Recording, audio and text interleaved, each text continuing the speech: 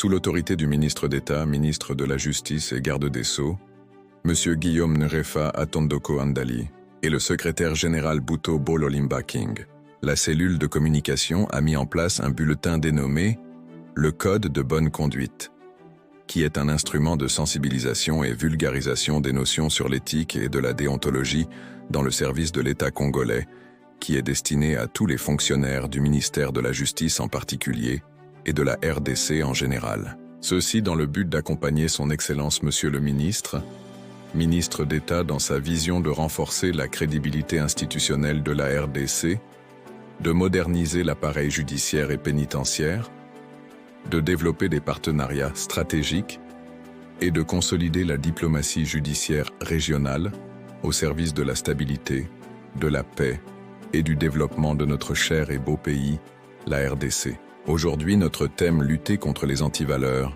la corruption détruit l'État, l'intégrité le construit. Selon l'article 2, le Code de bonne conduite rappelle que tout agent public de l'État doit favoriser l'amour du travail et la bonne gestion de la chose publique, tout en luttant contre les antivaleurs dans les milieux socio-professionnels. Le mot « lutter » signifie combattre, résister et fournir des efforts permanents pour éliminer les comportements qui portent atteinte à l'éthique et à la dignité de la fonction publique. Parmi ces antivaleurs figure la corruption, qui constitue l'une des plus graves menaces contre le bon fonctionnement de l'administration.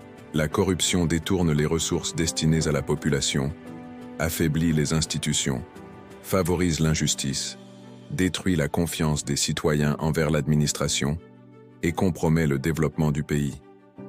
Elle encourage également le favoritisme, l'impunité et l'enrichissement illicite au détriment de l'intérêt général. À l'inverse, un agent public intègre exerce ses fonctions avec honnêteté, impartialité et transparence.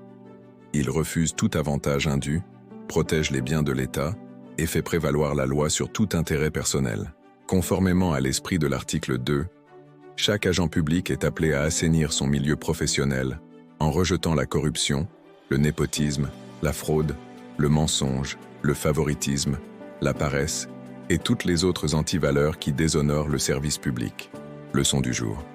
La corruption ne détruit pas seulement des ressources financières, elle détruit la confiance, ralentit le développement, fragilise la justice et prive les citoyens des services auxquels ils ont droit. L'intégrité de chaque agent public est donc un pilier essentiel de l'état de droit. À retenir, la corruption est une antivaleur incompatible avec la fonction publique. L'agent public doit protéger les intérêts de l'État avant ses intérêts personnels. La bonne gestion de la chose publique exige honnêteté, transparence, discipline et responsabilité.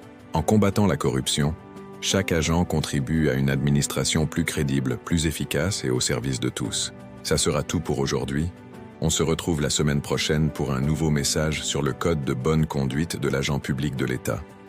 Par la cellule de communication du secrétariat général au ministère de la Justice, sous la conduite du directeur chef de service, Léon Mboyo Chabani Ikuku.